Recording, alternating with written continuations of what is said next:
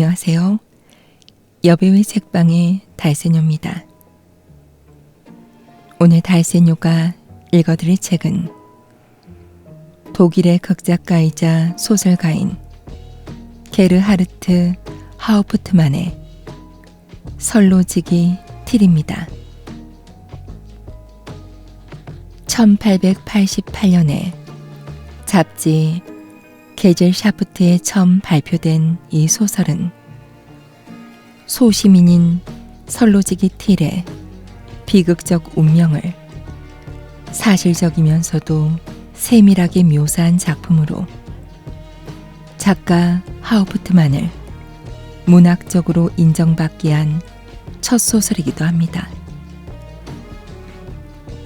그럼 달세뇨가 읽어드리는 설로지기 틸 시작하겠습니다. 설로지기 틸은 당직이 닿거나 아파서 눕는 날을 빼고는 일요일마다 언제나 노이치타우의 교회 안에 앉아 있었다. 10년이 흐르는 동안 그가 아팠던 적은 2번 있었다. 한 번은 열차의 화차에서 떨어져 내린 석탄 덩이 때문이었다. 그는 그것에 맞아 다리가 박살난 채 철길 옆 도랑에 내동댕이 쳐졌다. 또 한 번은 쏜살같이 달려가던 급행 열차로부터 그의 가슴 한가운데로 날아든 포도주병 때문이었다. 이 2가지 사고 외에는 어떤 것도 그가 시간이 날 때면 곧장 교회로 가는 것을 막지 못했다. 그는 처음 5년 동안은 슈플의 강변의 주거지 쉔 쇼른슈타인에서 노이치타우로 혼자서 건너 다녀야만 했다. 그러다가 어느 화창한 날 그는 허약하고 병들어 보이는 어떤 여자를 데리고 나타났는데 마을 사람들 말대로 그녀는 헤라클레스같이 우람한 그의 체구에는 별로 어울리지 않았다. 그러더니 마찬가지로 어느 화창한 일요일 낮에 그는 교회의 제단에서 이 여자에게 일생을 함께 하자고 엄숙하게 청혼을 했다. 이 젊고 부드러운 여자는 2년 동안 교회 의자에서 그의 옆에 앉았으며 2년 동안 뺨이 움푹 들어간 그녀의 섬세한 얼굴은 험한 날씨에 그을린 그의 얼굴 곁에서 낡아빠진 찬송가 책을 함께 들여다봤다. 그러고는 갑자기 설로지기는 다시 전처럼 홀로 앉아있게 되었다. 지나가 버린 어느 평일에 조종이 울렸으며 그것이 전부였다. 마을 사람들의 확인대로 설로지기에게서는 거의 변화를 느낄 수 없었다.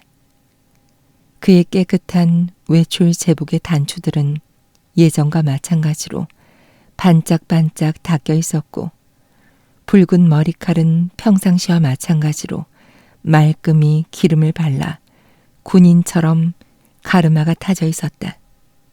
다만 그는 머리칼이 덮인 굵은 목을 약간 수그리고는 전보다 더 열렬하게 설교에 귀 기울이거나 노래를 불렀을 뿐이었다. 그에게 부인의 죽음이 그다지 큰 영향을 주진 않았다는 것이 일반적인 견해였는데 이러한 견해는 틸이 1년이 지난 후 2번째로 어느 뚱뚱하고 힘센 알테 구룬투 출신의 소젖자는 여자와 결혼하자 강하게 뒷받침되었다. 틸이 혼인을 고하려고 찾아갔을 때 목사도 몇 가지 의문점들을 얘기했다. 자네는 벌써 재혼하려는 건가? 죽은 여자와는 살림을 해나갈 수 없죠, 목사님. 물론 그렇지. 하지만 내 말은 자네가 좀 서두른다는 걸세. 제게는 어린 아들이 문제입니다, 목사님. 틸의 부인은 아이를 낳다가 죽었는데 그녀가 출산한 아이는 살아나서 토비아스라는 이름을 갖게 되었다. 아, 그래. 그 어린 아들. 목사는 이렇게 말하고는 이제야 그 꼬마가 기억난다는 것을 분명히 나타내는 몸짓을 취했다. 이건 좀 다른 얘긴데 자네는 근무하는 동안에 그 아이를 어디에 맡겨놨나? 틸은 토비아스를 어떤 할머니에게 맡겼는데 한 번은 그 할머니가 아이를 불에 태워 죽일 뻔했던 일이 있었고 또 한 번은 아이가 할머니의 무릎에서 땅바닥으로 굴러 떨어졌지만 다행히 커다란 상처만 한 군데 났었다는 얘기를 해주었다. 그는 그런 상태로 계속 지낼 수는 없으며 더욱이 선천적으로 허약한 그 아이는 아주 특별히 돌봐야 한다고 말했다. 그는 그렇기도 하거니와 더 나아가 죽은 부인에게 아이가 잘 자랄 수 있도록 언제나 최선을 다해 돌봐줄 것을 굳게 약속했으므로 재혼을 결심하게 되었다고 말했다. 이제 일요일마다 교회에 나오는 새로운 한 쌍의 부부에게 사람들은 겉으로는 아무런 이의를 제기하지 않았다. 소젖자던 여자는 선로지기에게 안성맞춤인 것처럼 여겨졌다. 그녀는 그보다 키가 머리 절반 정도로 작았으며 골격에 있어서는 그를 압도했다. 그녀의 얼굴 또한 그의 얼굴만큼이나 아주 거칠게 다듬어져 있었는데 다만 그녀의 얼굴에는 그의 얼굴과는 반대로 영혼이 깃들어 있지 않았다.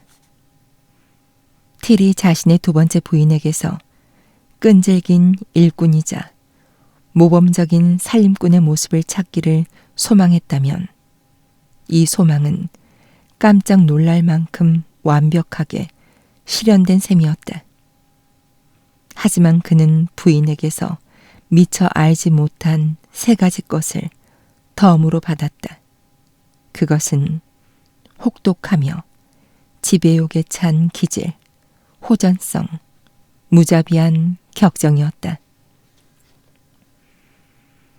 반년이 지나자 선로지기의 작은 집에서 주도권을 쥐고 있는 사람이 누구인지가 온 동네에 알려졌다. 사람들은 선로지기를 불쌍히 여겼다. 격분한 남편들은 그 천한 계집이 틸과 같은 착한 사람을 남편으로 얻게 된 것은 행운이라면서 그녀는 사람들에게서 혹독하게 냉대받게 될 것이라고 말했다. 그들은 그런 짐승은 길들여져야 한다며 달리 방법이 없다면 때려서라도 그렇게 해야 한다고 말했다. 그녀는 녹초가 되도록 간신히 숨만 쉴 정도로 두들겨 맞아야 한다는 것이었다. 그러나 틸은 억센 팔을 가졌지만 그녀를 두들겨 패줄 만한 사람이 아니었다. 사람들이 무엇 때문에 열을 내는지 그는 그다지 신경 쓰지 않는 것 같았다. 그는 부인의 끝없는 잔소리를 보통은 말없이 견뎌냈으며 그가 한번 대답을 할 때면 질질 끄는 그의 말의 느린 속도와 나지막하고 차분한 톤은 날카롭게 외치는 부인의 욕지거리와 지극히 묘한 대립을 이루었다. 바깥 세상은 그에게 거의 영향을 미칠 수 없는 듯했다. 그는 마치 자신의 내부에 무언가를 지니고 있어 그것을 통해 바깥 세상이 자신에게 행하는 온갖 나쁜 것을 좋은 것으로 충분히 메워 받아들이고 있는 것 같았다. 질기게도 무덤덤한 기질에도 불구하고 그에게도 바보 취급을 당하면 가만히 있지만은 않는 순간들이 있었다. 그것은 언제나 어린 토비아스와 관련된 일들 때문이었다. 그럴 때면 그의 어린애같이 착하고 부드러운 성질은 단호함의 색채를 띠게 되었고, 이에는 레네처럼 다루기 힘든 기질도 감히 맞서지 못했다. 그러나 그가 이런 성질의 일면을 드러내 보이는 순간들은 시간이 흐르면서 점점 더 드물어지고 마침내 완전히 사라졌다. 첫 해 동안 그가 레네의 지배욕에 맞섰던 꽤 고통스러운 저항도 둘째 해에는 역시 사라졌다. 그는 그녀와 다투고 난 후에는 먼저 그녀를 달래놔야지 더 이상 전처럼 무관심하게 출근할 수 없었다. 그는 결국 그녀에게 다시 서로 잘 지내자고 간청하기 위해 종종 비굴하게 자신을 낮추곤 했다. 그에게 변경의 소나무숲 가운데 있는 외딴 근무 초소는 더 이상 예전처럼 그가 가장 즐겨하는 거처가 되지는 못했다. 죽은 아내를 향해 잔잔하게 몰입하던 그의 생각들은 살아있는 여자에 대한 생각에 의해 훼손되었다. 그는 이전처럼 내키지 않는 마음으로가 아니라 이제는 교대 시간까지 시간이 얼마나 남았는지 여러 번 셈해보고 난 다음 급히 서둘러서 퇴근길에 오르게 되었다. 첫 번째 부인과 좀 더 심화된 정신적 사랑으로 결합되었던 그는 거친 충동의 힘에 의해 두 번째 부인의 위력 속으로 빠져들어 결국 모든 면에서 거의 무조건적으로 그녀에게 종속되었다. 이따금 그는 일이 그렇게 돌변한 데 대해 자책감을 느꼈으며 자책감에서 벗어나도록 자신을 도와줄 어떤 특별한 보조 수단을 필요로 했다. 그리하여 그는 자신의 작은 근무 초소와 자신이 돌보게 되어 있는 선로 구간을 오로지 죽은 여인의 영혼에게만 바쳐져야 할 일종의 성스러운 구역으로 은밀하게 설정했다. 실제로 그는 지금까지 온갖 구실을 대어 자신의 부인이 자신을 따라 그곳에 가는 것을 막아왔다. 그는 언제까지나 그렇게 할 수 있게 되기를 바랐다. 그의 초소 번호를 알지 못하는 그녀는 초소를 찾아내기 위해 어느 방향으로 길을 잡아야 할지 모를 것이었다. 틸은 그렇게 자신에게 주어진 시간을 살아있는 여자와 죽은 여자 사이로 양심적으로 나눠 놓을 수 있게 됨으로써 실제로 자신의 양심을 진정시켰다. 그는 자주 자연스럽게 무엇보다도 혼자서 경건하게 생각에 잠겨 있는 순간 자신이 죽은 부인과 정말로 가슴 깊이 완전하게 하나가 될 때면 현실의 불빛 속에서 자신의 현재 상황을 바라보고는 역겨움을 느꼈다.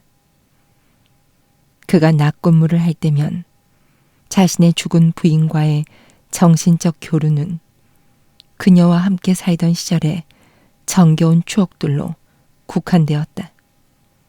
그러나 어두워지고 소나무들 사이를 뚫고 철길 위로 눈보라가 몰아칠 때면 그의 전등 불빛이 비추는 한밤중의 작은 근무 초소는 예배당이 되었다. 그는 죽은 부인의 빛바랜 사진을 책상 위에 올려놓고 찬송가 책과 성경책을 펼쳐놓고는 긴 밤 내내 번갈아 읽고 노래했는데 그것은 시간 간격을 두고 쏜살같이 지나치는 기차들에 의해서만 중단될 뿐이었다.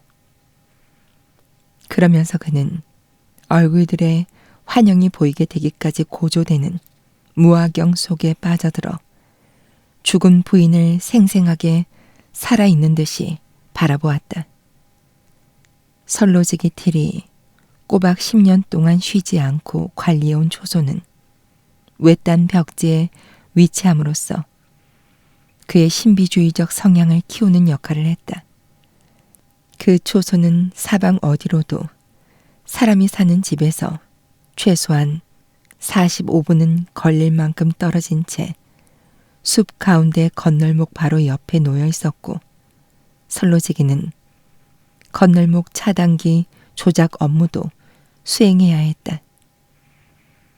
여름에는 몇 날, 겨울에는 몇 주가 지나는 동안 틸과 그의 동료를 제외하고는 어떤 사람의 발길도 그 구간을 지나지 않았다. 주기적으로 반복되는 날씨와 계절의 바뀜만이 그 황량한 곳에 거의 유일한 변화를 가져다 주었다. 두 가지 사고 외에 틸의 근무 시간에 규칙적인 흐름을 깨뜨렸던 사건들은 어렵지 않게 훑어볼 수 있었다. 4년 전에는 황제를 태우고 블레스라우로 가던 황실 특별 열차가 통과해 갔다. 어느 겨울밤에는 급행 열차가 순노루 한 마리를 치었다. 어느 무더운 여름날에는 틸이 관할구역 선로 검사를 하던 중 코르크 마개로 다친 포도주 병을 발견했다. 그것을 붙잡은 그는 무척 뜨겁다는 걸 알았고 코르크 마개를 따자 곧바로 물줄기가 솟아오르는 걸로 보아 아주 잘 발효된 매우 훌륭한 포도주일 것으로 여겨졌다. 틸은 그 포도주 병을 차갑게 식히기 위해 숲속의 얕은 호숫가에 두었는데 어찌된 일인지 그것이 없어져 버려 몇 년이 지난 뒤에도 그것을 잃어버린 데 대해 안타까워해야만 했다. 작은 초소 바로 뒤에 있는 샘물은 선로지기 틸에게 얼마간의 기분 전환을 하도록 해주었다. 이따금 근처에서 근무하는 철도 노동자나 전신국 근로자들이 그 샘물에서 물을 마셨고 물론 그럴 때면 그들과 짧은 대화도 이루어졌다. 산림 감독관들 또한 갈증을 달래기 위해 가끔 찾아왔다. 토비아스는 성장이 느려서 태어난 지 2년쯤 되어서야 간신히 말하고 걷는 것을 배웠다. 그는 아버지에게 아주 특별한 애착을 보였다. 그가 깨우쳐 갈수록 아버지의 오랜 사랑도 다시 깨어났다. 아버지의 사랑이 커져가는 것만큼 토비아스에 대한 계모의 사랑은 줄어들었으며 그것은 한 해가 또 지나 레네가 마찬가지로 아들을 낳자 분명한 혐오로 변했다. 그때부터 토비아스에게는 힘든 시간이 시작되었다. 그는 특히 아버지가 없을 때는 끊임없이 구타당했고 아무런 보상도 없이 울보 아기를 돌보느라 연약한 힘을 다 바쳐야 했으므로 몸은 점점 더 녹초가 되어갔다. 그의 머리통은 비정상적으로 컸다. 불타듯 붉은 머리털과 그 아래에 백목처럼 창백한 얼굴은 밉상이었고 가뜩이나 빈약한 외모와 어우러져 측은한 인상을 주었다. 발육이 뒤처진 토비아스가 건강이 넘쳐 흐르는 꼬마 동생을 팔에 안고 힘겹게 아래쪽 슈플의 강으로 몸을 끌고 갈 때면 오두막 집들의 창문 뒤에서는 저주의 말들이 떠들썩했으나 그것이 감히 밖으로 새나가진 않았다. 그러나 어느 누구보다도 가까운 당사자인 틸은 그런 것들을 제대로 알아차리지 못하는 듯했고 착한 이웃 사람들이 그에게 던지는 귀띔 또한 이해하려 들지 않았다. 6월 어느 날 아침 7시쯤 틸은 근무를 마치고 돌아왔다. 그의 부인은 인사도 채 끝내기 전에 늘 하던 식으로 큰 소리로 한탄하기 시작했다. 그때까지 가족이 먹고 살 감자를 확보해 주었던 소작 농지가 몇 주 전에 임대 해약되었는데 레네는 아직까지 다른 대체 농지를 찾지 못했던 것이다. 농지를 걱정하게 된 것이 그녀의 책임이었는데도 틸이 금년에 비싼 돈을 주고 10포대의 감자를 사야 된다면 그 책임은 다름 아닌 자신에게 있다는 말을 몇 번이고 들어야 했다. 틸은 투덜거릴 뿐 레네의 말에 별다른 관심을 기울이지 않고 곧장 근무 없는 밤이면 함께 누워 잤던 큰아이의 침대로 갔다. 그는 거기 앉아서 선한 얼굴로 세심하게 보살피는 표정을 지으며 잠자는 아이를 관찰했다. 그는 달려드는 파리들을 아이에게서 쫓아내다가 결국 아이를 깨웠다.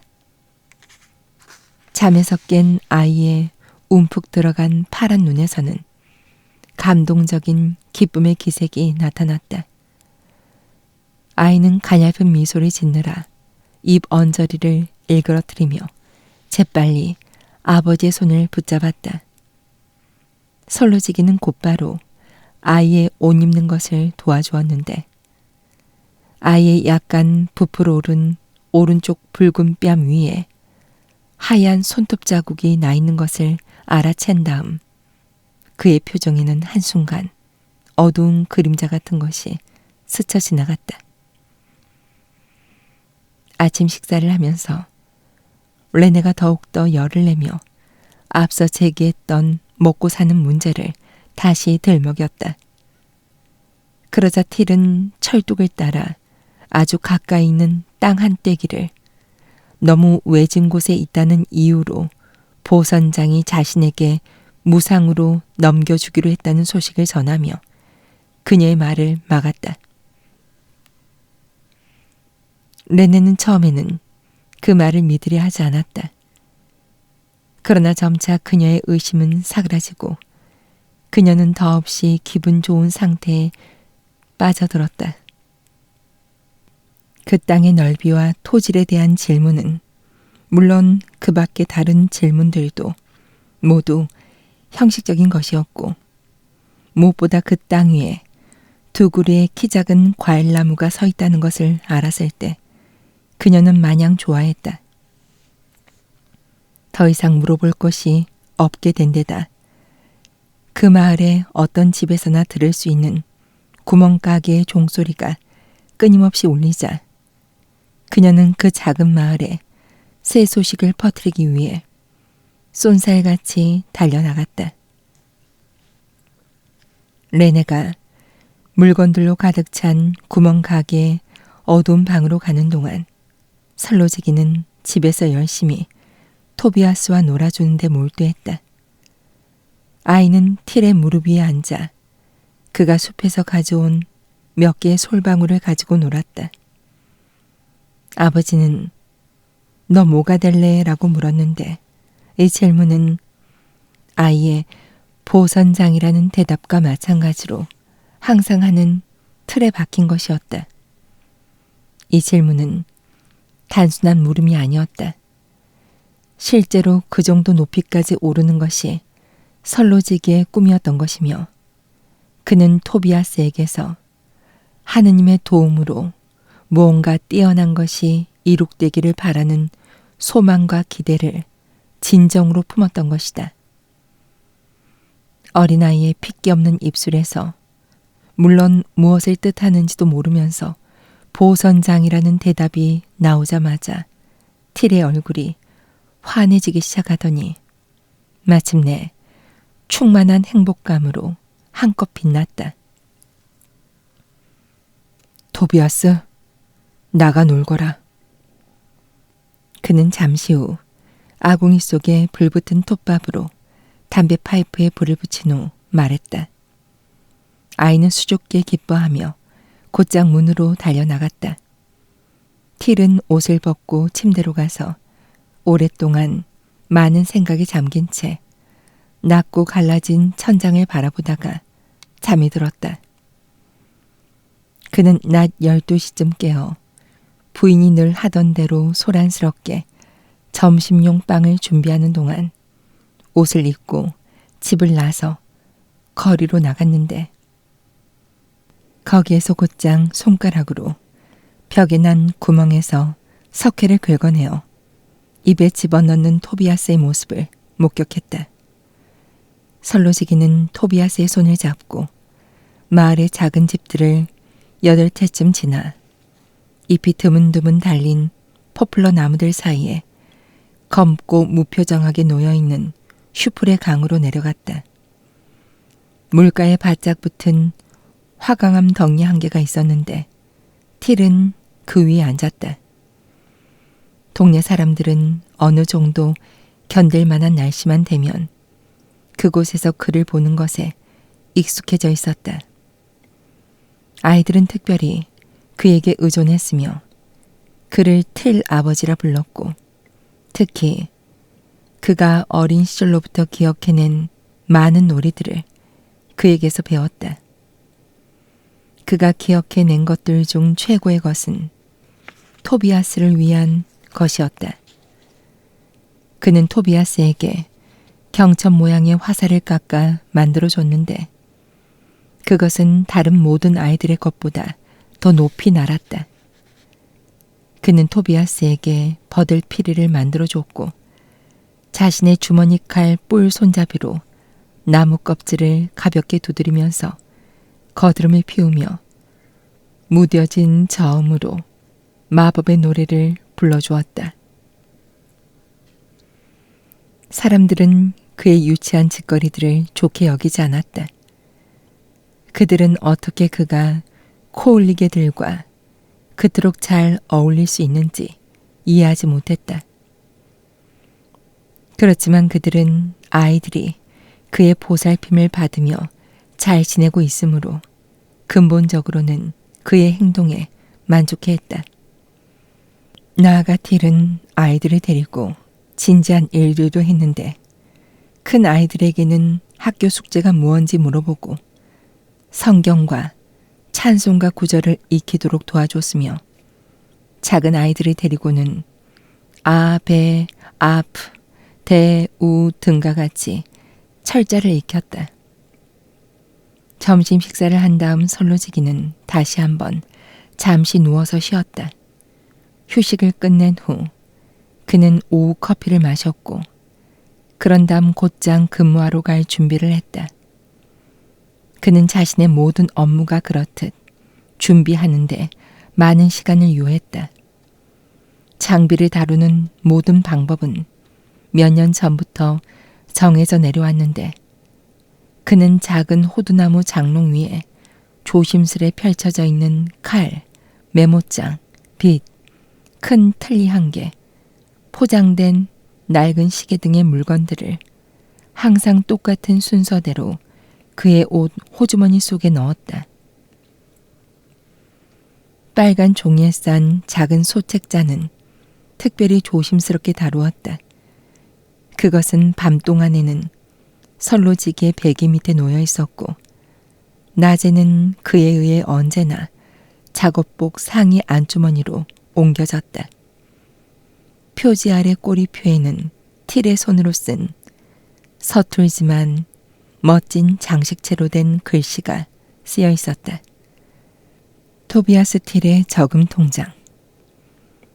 틸이 집을 나설 때 긴 추와 누런 글자판이 달린 벽시계는 4시 45분을 가리켰다.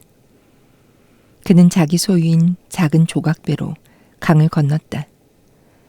건너편 슈플의 강변에서 그는 몇 번 멈춰서서 마을 쪽을 향해 귀를 기울였다.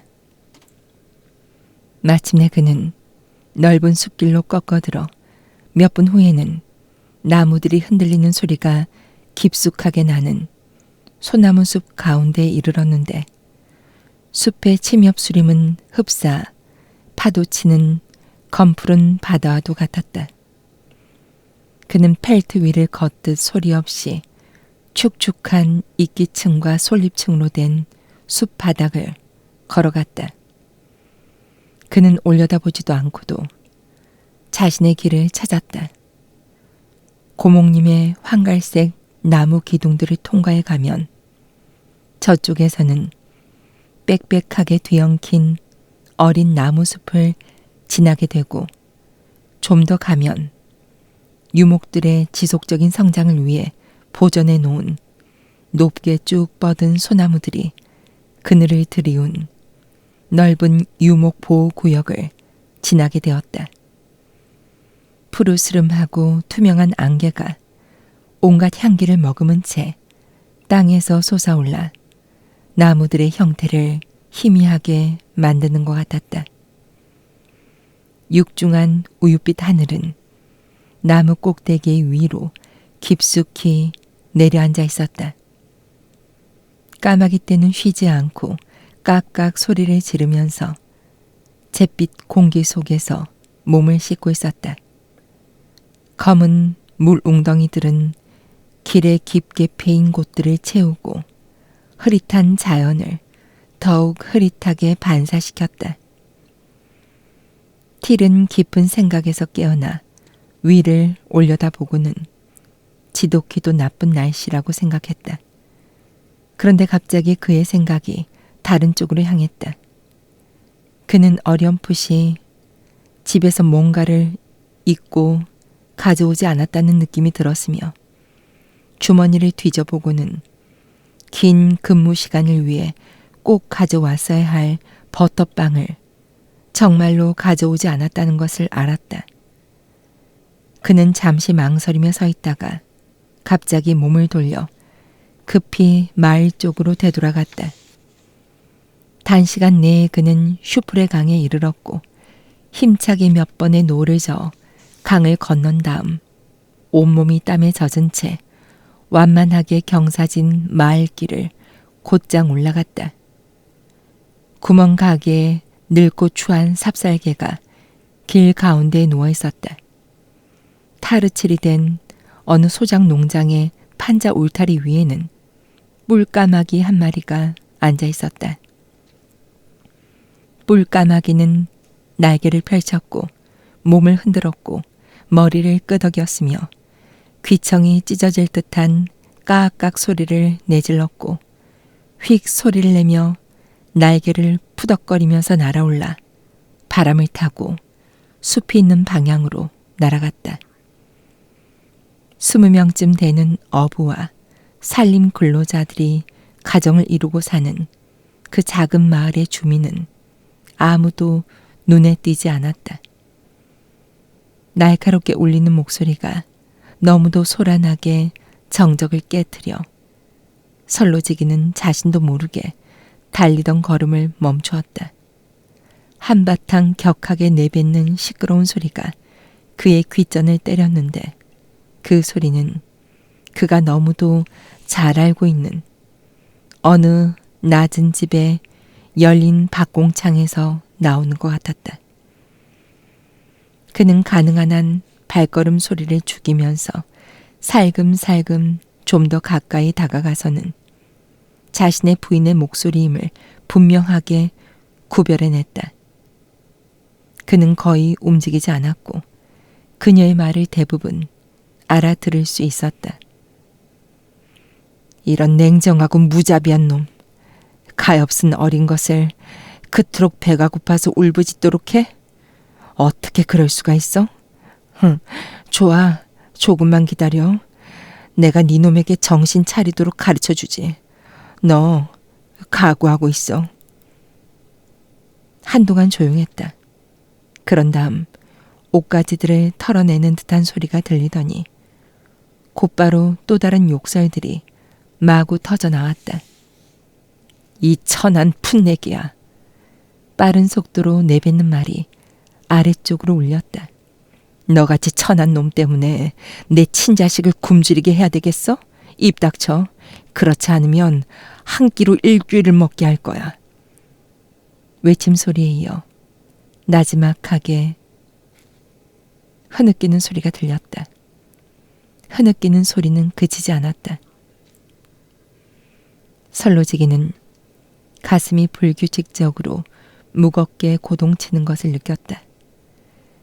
그는 살며시 몸을 떨기 시작했다.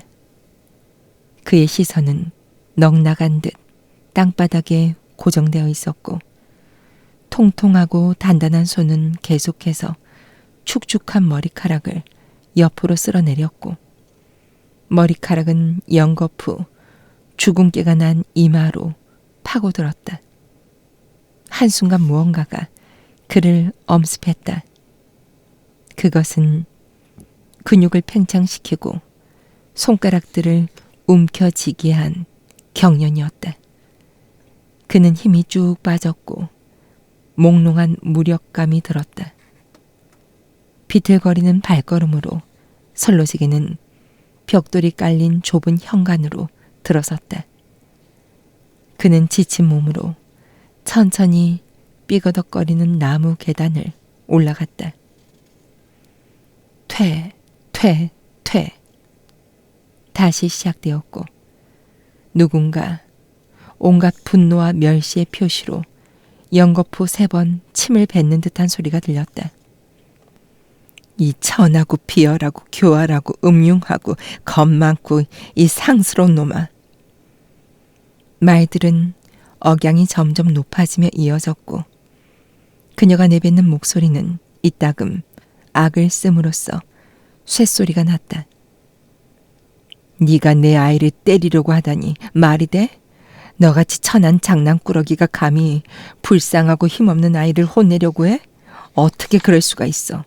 나 원참 어떻게 그럴 수 있냔 말이야. 난 너 때문에 엉망이 되고 싶지 않고 더구나. 이 순간 틸이 거실 문을 열었고 그래서 깜짝 놀란 부인은 시작한 말의 끝을 맺지 못한 채 목구멍에 남겨두었다. 그녀는 화가 나서 얼굴이 새하얘졌다. 그녀의 입술은 분노로 실룩거렸다. 그녀는 오른손을 들어 올렸다가 내리고는 우유 단지를 붙들고 그걸로 아기 우유병을 가득 채우려고 했다. 우유의 대부분이 우유병에서 식탁 위로 흘러내리자 그녀는 우유를 절반만 채운 채 중단했고 흥분하여 완전히 제정신을 잃고 이 물건을 잡았다가 저 물건을 잡으면서 잠시도 붙들고 있지 못했다.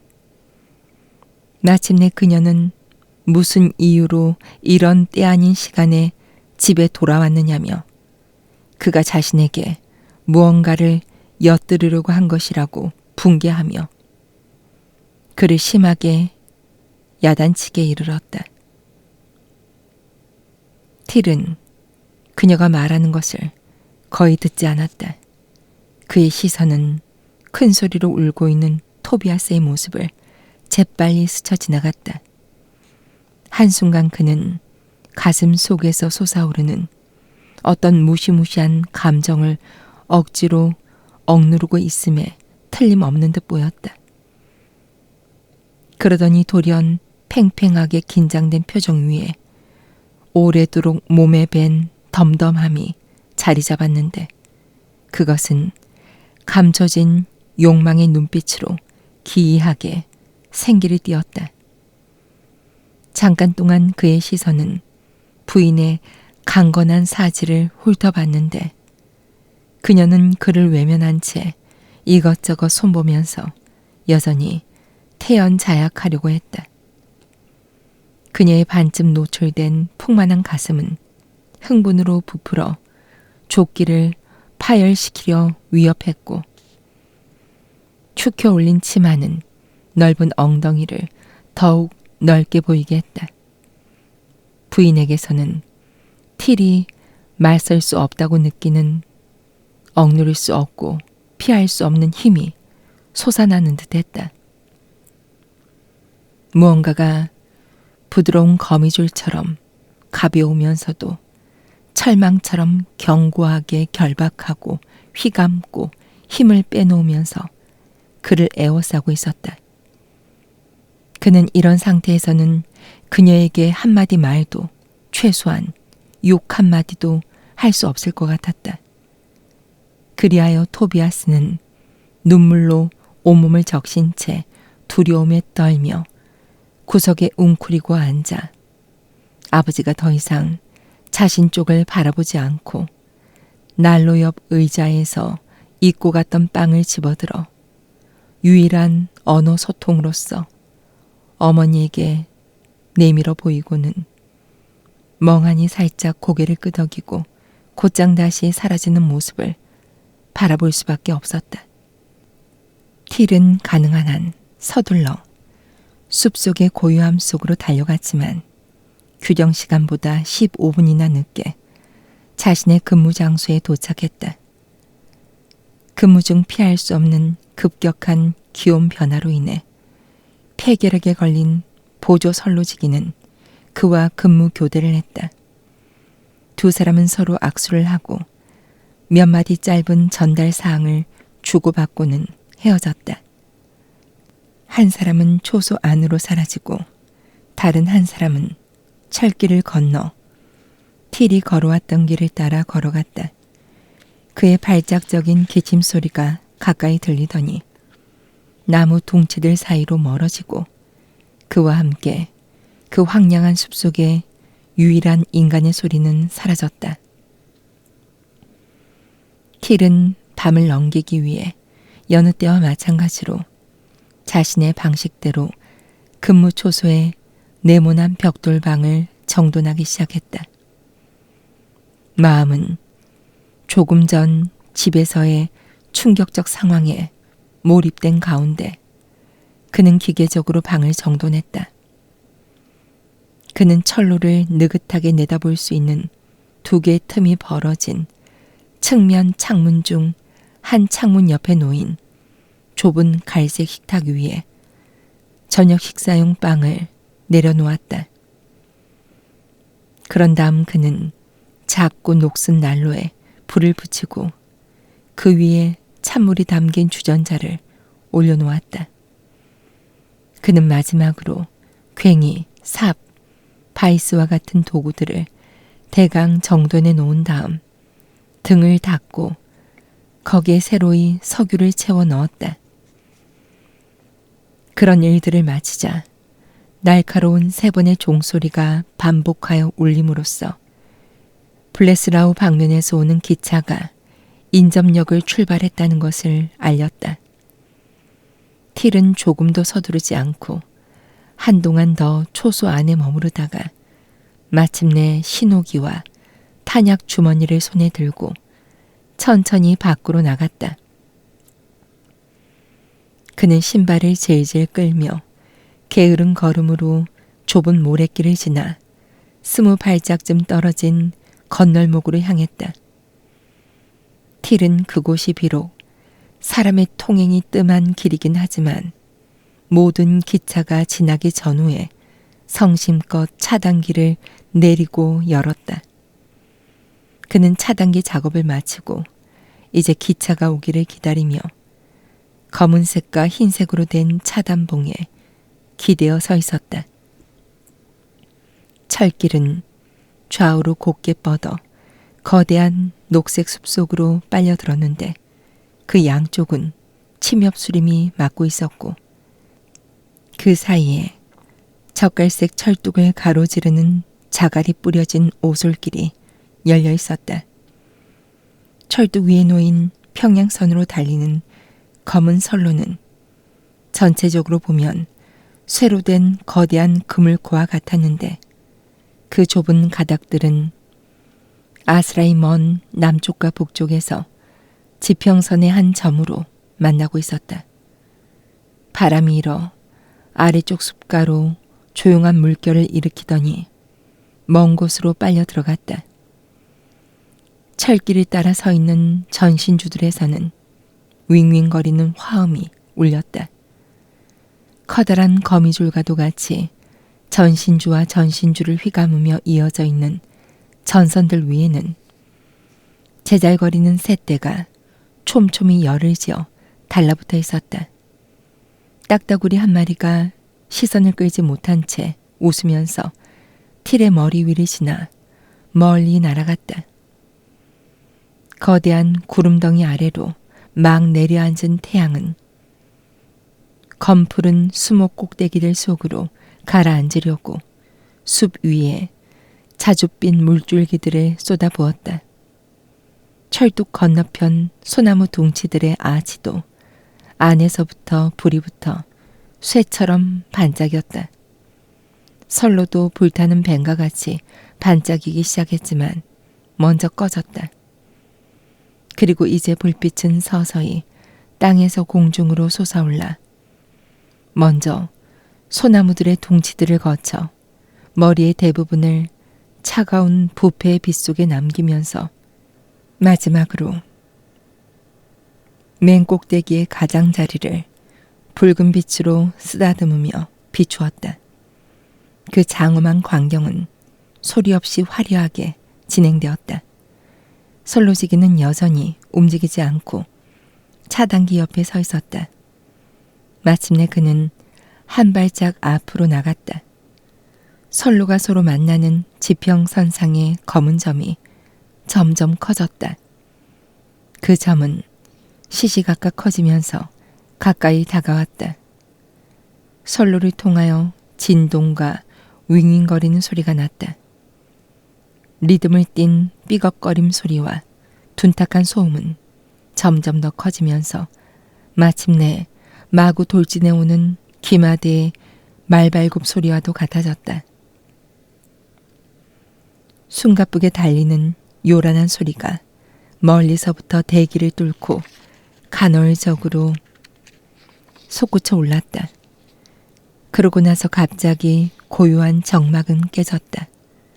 미친 듯 날뛰는 노호와 굉음이 사방을 메웠고 솔로는 휘었고 땅은 진동했으며 강한 기압으로 먼지와 증기와 연기가 섞인 구름이 일더니 숨을 헐떡이는 검은 미치광이는 지나가 버렸다. 굉음은 일어날 때와 마찬가지로 서서히 잦아들었다. 연기도 점차 사라졌다. 하나의 점으로 오그라든 채 기차는 멀리 사라졌고 오랫동안 내려온 성스러운 침묵이 외진 숲 위에 한데 어우러져 있었다. 믿나? 설로지기는 꿈에서 깨어난 듯 속삭이고는 초소로 돌아갔다. 그는 커피를 연하게 탄 다음 앉아서 이따금 한 모금씩 마시면서 철길 어딘가에서 주워온 더러운 신문지 조각을 바라보았다. 점점 이상한 불안감이 그를 엄습했다. 그는 그것을 작은 방을 가득 비추는 빵 굽는 난로 불빛 탓으로 돌리고 편안한 마음을 찾으려고 재킷과 조끼를 벗었다. 그래도 아무 도움이 되지 않자 그는 일어나서 구석에 있던 삽을 들고 선사받은 그 작은 밭으로 갔다. 그곳은 좁은 모래 땅대기였으며 잡초가 무성하게 덮여 있었다. 그 위에 서 있는 두 그루의 작은 과일나무 가지들에서는 어린 꽃들이 하얀 거품처럼 화사하게 피어 있었다. 틸은 안정이 되었고 잔잔한 기쁨이 다가왔다. 이제 그는 일을 하기 시작했다. 삽은 삐걱거리며 땅을 팠고 축축한 흙덩이들은 둔중하게 뒤로 넘어가 부스러졌다. 그는 한동안 쉬지 않고 팠다. 그런 다음 갑자기 멈추고는 심각하게 머리를 이리저리 흔들면서 큰 소리로 혼잣말을 했다. 안 돼. 안 돼, 그건 안 돼. 그는 되풀이 말했다. 안 돼. 안 돼, 절대로 안 돼. 갑자기 그에게는 레네가 종종 밭을 갈기 위해 밖으로 나오게 될 것이며 그렇게 되면 지금까지 이어온 생활 방식이 분명 심각하게 요동칠 것이라는 생각이 들었다. 그리고 밭을 갖게 된 데 대한 그의 기쁨은 돌연 역겨움으로 변했다. 그는 서둘러 삽을 흙에서 빼내어 다시 초소로 가져갔다. 여기서 그는 다시 몽롱한 생각에 골똘히 잠겼다. 왜 그런지는 잘 알 수 없었지만 레네가 하루 종일 근무 중인 자신 곁에 있게 될 것이라는 예상은 그의 마음을 점점 더 초조하게 만들었다. 그에게는 자신에게 값진 무언가를 지켜야 한다는, 또한 누군가가 자신의 가장 신성한 것에 손을 대려고 한다는 생각이 들었으며 입술에서 도발적인 짧은 웃음이 터져 나오면서 자신도 모르게 근육이 가볍게 떨리며 팽창되었다. 웃음소리의 울림에 깜짝 놀라 그는 위를 올려다봤고 곧장 명상의 실타래를 놓쳐버렸다. 그는 그 실타래를 다시 찾자 바로 그 오랜 문제 속으로 파고 들어갔다. 그리고 갑자기 두터운 검은 커튼이 두 조각 나듯 무언가가 갈라졌고 그의 흐릿해진 두 눈은 뚜렷한 조망을 얻게 되었다. 그는 갑자기 마치 2년 동안의 죽음과도 같은 잠에서 깨어나 자신이 이 상황에서 저지르게 되어 있는 소름 끼치는 모든 일을 믿을 수 없다는 듯 머리를 흔들면서 바라보는 듯한 기분이 들었다. 바로 얼마 전에 본 모습들로 제삼 확인할 수 있었던 큰아이의 순환이 뚜렷하게 그의 가슴에 다가왔다. 동정과 후회와 함께 의지할 데 없는 사랑하는 아이를 보살피지 않고 아이가 얼마나 심한 고통을 겪고 있는지 확인할 힘조차 내지 못한 채 지금까지 줄곧 굴욕적으로 참으면서 살아온 데 대한 처절한 수치심이 그를 사로잡았다. 자신의 태만 때문에 벌어진 온갖 죄악에 대한 자학적인 생각들을 하는 사이 그에게는 극심한 피로가 몰려왔고 그래서 그는 식탁에 올려놓은 손에 이마를 묶고 등을 구부린 채 잠이 들었다. 그는 한동안 그렇게 구부리고 있다가 숨 막히는 듯한 목소리로 여러 번 민나라는 이름을 불렀다.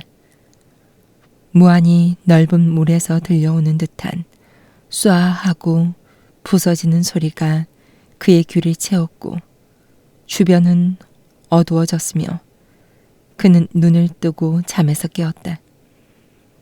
그의 사지는 후들거렸고 온몸에서 식은땀이 났으며 맥박은 불규칙하게 뛰었고 얼굴은 눈물로 젖어 있었다. 아주 캄캄했다. 그는 비틀거리며 일어섰고 엄청난 불안은 여전히 계속되었다. 바깥 숲은 부서지는 파도처럼 요란한 소리를 냈고 바람은 작은 초소의 창문을 향해 우박과 비를 뿌렸다. 틸은 어찌할 바를 모르며 두 손으로 주변을 더듬거렸다. 틸은 한순간 자신이 마치 물에 빠져 죽은 사람처럼 여겨졌다. 그때 갑자기 푸르스름하게 반짝이며 불꽃이 일었는데 그것은 천상의 불빛 방울들이 어두운 대기권 속으로 내려앉아 곧장 그 속에서 익사해 버리는 듯했다. 그 순간은 설로지기에게 제정신을 차리도록 하기에 충분했다. 그는 손을 뻗어 다행히도 자신의 등을 붙잡을 수 있었고 그 순간 멀리 외딴 밤하늘의 귀퉁이에서 천둥이 일어났다. 천둥은 둔탁하고 조심스럽게 울리면서 점점 더 가까이 굴러오더니 마침내 엄청난 충격파로 커져서 전체 대기권을 덮치고 진동시키고 흔들고 소란스럽게 하며 닥쳐왔다. 창 유리들은 삐거덕거렸고 땅은 흔들렸다. 틸은 불을 켰다. 그가 다시 정신을 차린 다음 처음 바라본 것은 시계였다. 그 순간은 급행열차의 도착이 채 5분도 남지 않은 시각이었다. 신호음을 듣지 못했다고 믿은 그는 폭풍과 어둠이 허용하는 한 최대한 빨리 차단기를 향해 달려갔다. 그가 차단기를 닫는 일에 몰두하고 있을 때 신호의 종소리가 울렸다. 바람이 신호 종소리를 갈기갈기 찢어 사방으로 흩뿌렸다. 소나무들은 휘어지고 나뭇가지들은 서로 부딪혀 무시무시하게 삐걱거리고 날카로운 소리를 냈다. 한순간 구름 사이에 떠있는 달이 보였다. 달빛 속에서 바람이 소나무에 검게 드리워진 잎속으로 파고 들어가는 것을 볼 수 있었다. 철둥 옆 자작나무에 매달린 잎사귀들은 섬뜩한 말꼬리와도 같이 바람에 흔들리며 퍼덕였다. 그 아래로 철도의 선로가 놓여 있었고 그것은 빗물에 젖어 반짝이면서 여기저기 일그러져 있는 창백한 달빛을 빨아들이고 있었다. 틸은 머리에 쓴 모자를 벗었다. 비는 그를 기분 좋게 했고 눈물과 섞여 얼굴 위로 흘러내렸다. 그의 머릿속은 부글부글 끓어올랐다. 꿈속에서 봤던 것에 대한 흐릿한 기억들이 꼬리를 물고 이어졌다. 그에게는 토비아스가 누군가로부터 학대받은 듯 보였었는데 너무도 끔찍스럽게 학대받았기에 아직도 그 생각에 심장이 멎는 것 같았다. 또 하나의 현상을 그는 더 분명하게 기억했다. 그는 죽은 부인을 봤던 것이다. 그녀는 어딘가 멀리서 와서 한 선로 위에 서 있었다. 그녀는 무척 아픈 듯 보였으며 옷 대신 누더기를 걸치고 있었다. 그녀는 틸의 작은 초소를 둘러보지도 않고 지나쳐 갔으며 마침내 여기서 기억이 희미해졌는데 어떤 이유에서인지 그저 힘겹게 앞으로만 나아가다 여러 번 쓰러졌다. 틸은 계속해서 곰곰이 생각한 끝에 그녀가 도망치고 있다는 것을 알았다.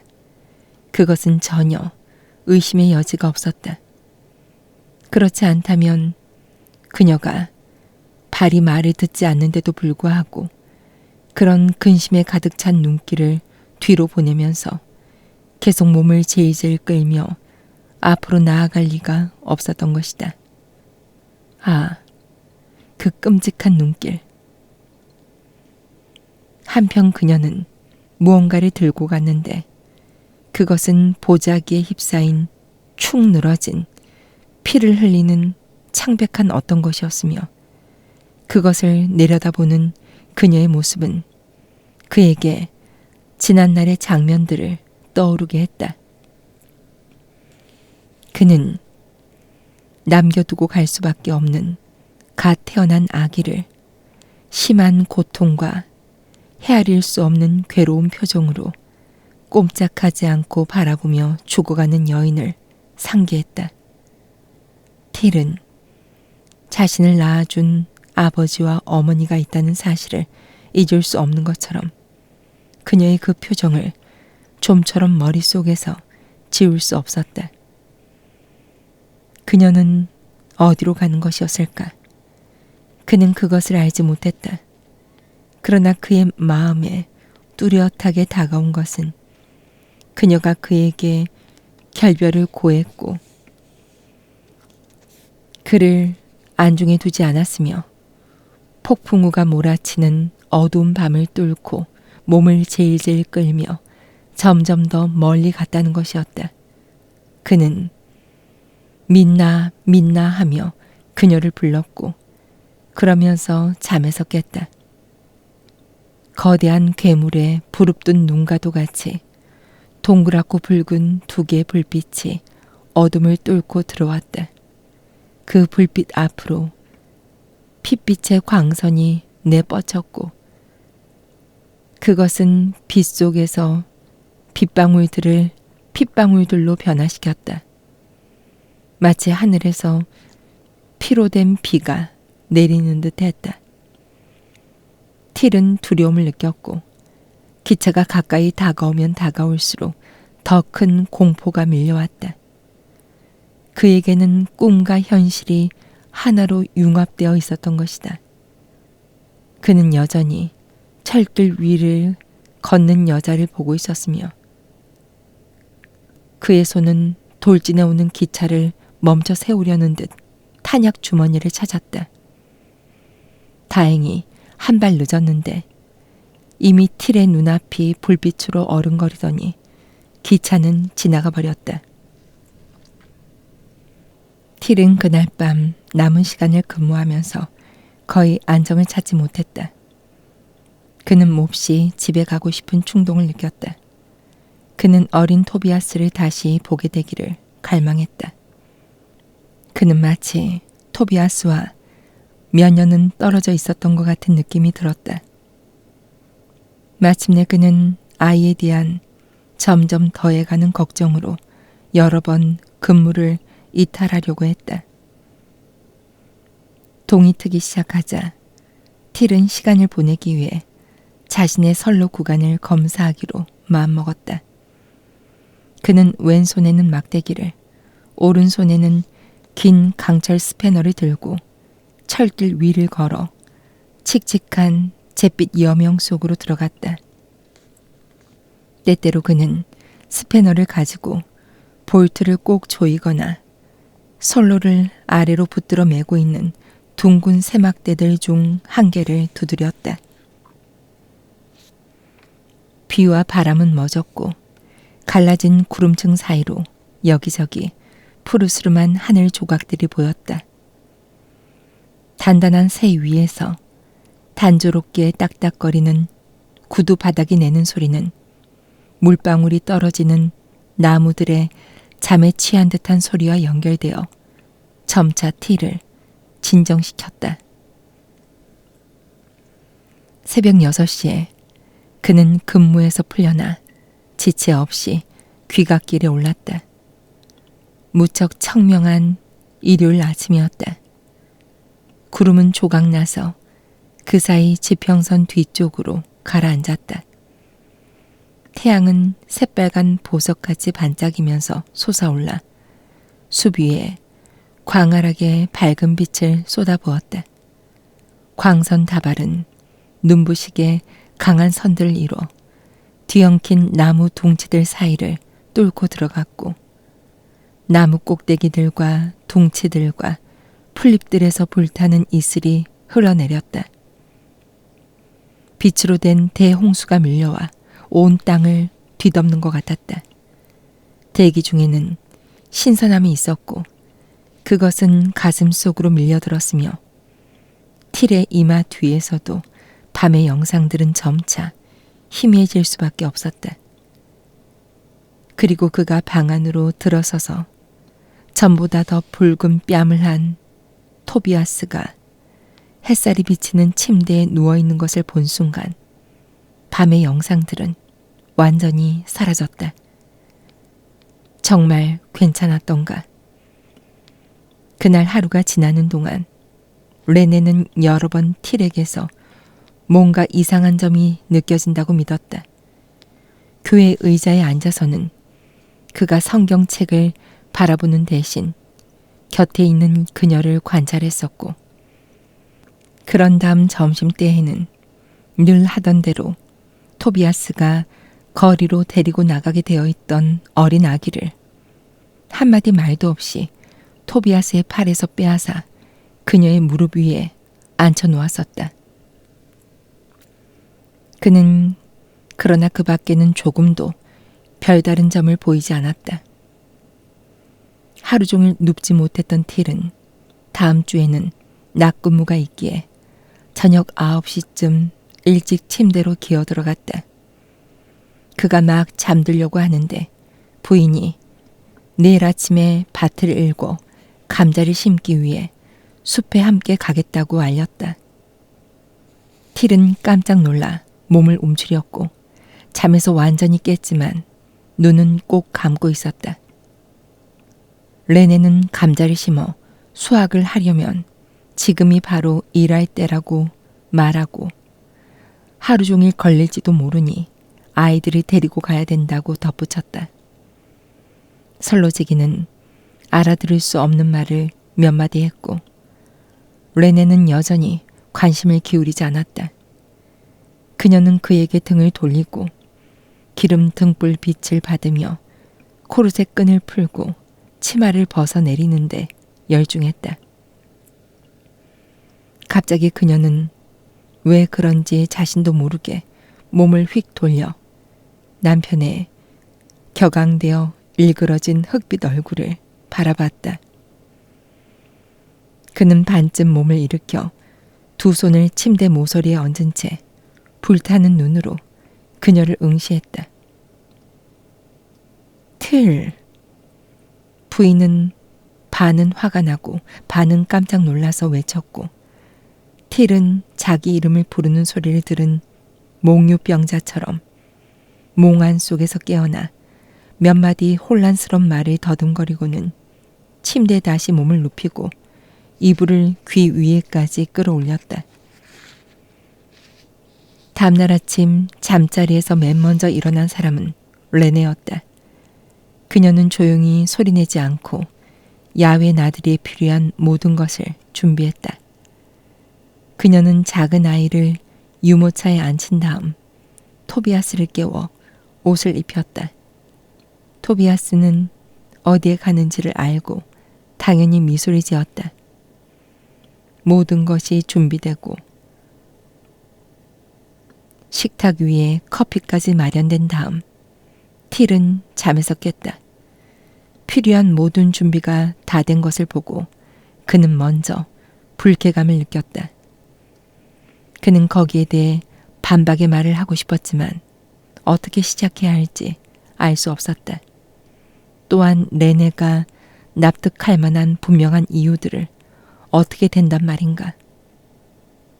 점점 환하게 빛나는 아이의 얼굴이 점차 틸에게 영향을 미치기 시작했고 그리하여 마침내 틸은 야외 나들이가 아이에게 마련해준 기쁨을 지켜주기 위해 이 일을 제기할 생각을 할 수 없게 되었다. 그럼에도 불구하고 틸은 숲속을 걷는 동안 불안에서 벗어날 수 없었다. 그는 유모차를 밀고 힘겹게 깊숙한 모래밭을 통과해 갔으며 토비아스가 뜯어온 여러 가지 꽃들을 유모차 위에 놓았다. 아이는 유별나게 즐거워했다. 그는 플러시 천으로 만든 갈색 모자를 쓰고 양치 식물들 사이를 이리저리 뛰어다니면서 그 위로 날아다니는 유리 같은 날개를 한 잠자리들을 서툰 동작으로 붙잡으려고 했다. 도착하자마자 레네는 밭을 살펴봤다. 그녀는 종자로 쓰기 위해 가져온 감자들이 담긴 자루를 키 작은 자작나무 숲가에 던져놓고 무릎을 구부리고 앉아 거친 손가락들 사이로 거무스름한 모래를 흘려보냈다. 틸은 긴장한 채 그녀를 바라봤다. 그래, 밭은 어떻소? 슈프레강 모퉁이 밭 못지않게 아주 좋아요. 설로지기의 마음속에서 근심거리 하나가 떨어져 나갔다. 그는 그녀가 불만스러워할까봐 걱정했었는데 이제 안심이 되어 수염이 난 턱을 극적였다. 레네는 급히 굵은 빵 조가리 한 개를 먹어치운 다음 숄과 재킷을 벗어 던지고 뚱뚱한 몸에도 재빠른 동작과 끈기로 땅을 파기 시작했다. 그녀는 일정한 시간 간격으로 몸을 일으켜 깊은 심호흡을 했는데 땀방울을 흘리고 가슴을 헐떡거려도 급히 젖을 먹여 아기를 달래야 될 경우가 아니면 심호흡은 순간에 그쳤다. 선로를 순찰해야 하는데 토비아스를 데리고 가겠소. 선로지기는 잠시 후 초소 앞 플랫폼 앞에서 그녀를 향해 외쳤다. 아니, 뭐라고요? 안 돼요. 그녀는 대받아 외쳤다. 아기는 누가 돌보게요? 당신 이리 와요 빨리.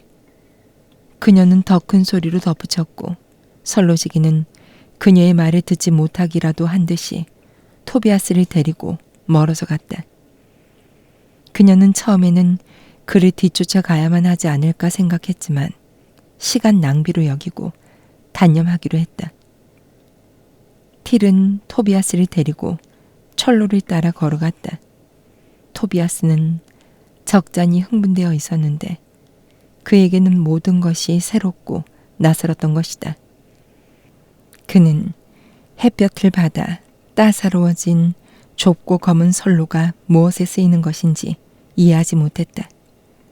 그는 끊임없이 온갖 이상한 질문들을 했다. 그에게는 무엇보다도 전신주들의 울림소리가 신기했다. 틸은 자신의 구역에 있는 전신주들의 각각의 소리를 알고 있어 눈을 감고도 그 소리만으로 언제나 자신이 선로의 어느 부분에 서 있는지 알 수 있을 정도였다. 그는 나무 기둥에서 교회당 안에 낭낭한 합창과도 같이 흘러나오는 멋진 울림소리에 귀를 기울이느라 토비아스의 손을 잡은 채 자주 멈춰섰다.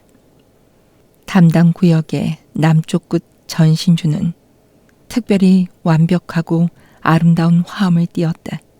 그것은 전신주 속 소리들이 혼합된 것으로 끊김없이 단숨에 고르게 이어져 울렸으며 토비아스는 자신의 믿음대로 전신주 틈새를 통해 그 아름다운 소리의 근원을 찾아내기 위해 비바람에 손상된 나무 기둥 둘레를 맴돌며 뛰었다. 선로지기는 마치 교회 안에 있는 것 같은 장엄한 기분이 들었다. 뿐만 아니라 그는 시간이 흐르면서 자신의 죽은 아내를 회상케 하는 목소리를 식별해냈다. 그는 그것이 죽은 영혼들의 합창으로서 그녀의 목소리 또한 그 속에 뒤섞여 있다는 상상을 했으며 이러한 상상은 그의 마음 속에서 그리움을 일깨우고 그를 동요시켜 눈물까지 흘리게 했다. 토비아스는 옆쪽에 서 있는 꽃들을 따길 원했고 틸은 늘 그랬듯 그렇게 하도록 했다. 파란 하늘의 조각들이 내려앉아 숲의 땅바닥을 비추었는데 땅 위에는 조그만 파란 꽃들이 놀랄 만큼 아주 빽빽하게 서 있었다. 토비아스는 꽃들을 땄고 아버지는 깊은 생각에 잠겨 그를 바라봤다. 이따금 토비아스의 시선도 위를 향했고 잎사귀들의 틈새를 통해 금빛 햇살을 머금고 있는 하늘을 찾았다. 아빠, 저게 사랑하는 하느님이지? 갑자기 아이는 외딴 소나무 둥치로 날카로운 소리를 지르며 휙 올라가 버리는 갈색 새끼 다람쥐를 가리키며 물었다. 멍청한 녀석. 틸은 다람쥐가 뜯어낸 나무 껍질이 나무 둥치를 타고 내려와 자신의 발 앞에 떨어지자 이렇게 대답할 뿐이었다. 틸과 토비아스가 돌아왔을 때도 부인은 여전히 땅을 파고 있었다. 밭의 절반은 이미 파놓은 상태였다. 짧은 간격을 두고 기차가 연달아 왔는데 토비아스는 매번 입을 딱 벌린 채 기차가 난폭하게 지나치는 것을 바라봤다. 레네는 아이의 우스꽝스러운 찡그린 얼굴에 재밌어 했다. 그들은 초소 안에서 감자와 차가운 돼지고기 구이 남은 것으로 점심 식사를 했다. 레네는 자리를 정돈했고 틸도 피할 수 없는 운명에 공손하게 순응하려는 듯 보였다. 그는 식사 중에 자신의 직업과 관련된 갖가지 얘기들로 레네를 즐겁게 해주었다. 그는 그녀에게 레일 한 개에 46개의 못이 박혀 있다는 것을 알고 있는지를 물었고 그 밖에도 많은 질문들을 했다. 오전에 레네는 땅 파는 일을 끝냈으며 오후에는 감자를 심어야 했다. 그녀는 이제 토비아스가 아기를 봐야 한다고 주장하고 토비아스를 데리고 갔다. 조심해야 하는데. 틸은 돌연한 걱정에 사로잡혀 그녀를 향해 외쳤다. 그 애가 선로에 너무 가까이 가지 않도록 조심해요. 레네의 어깨가 들썩인 것이 대답이었다. 슐레지아 급행열차가 신호를 보내왔고 틸은 임무에 나서야 했다. 그가 근무 준비를 마치고 차단기 옆에 서자마자 이미 기차가 다가오는 소리가 들렸다.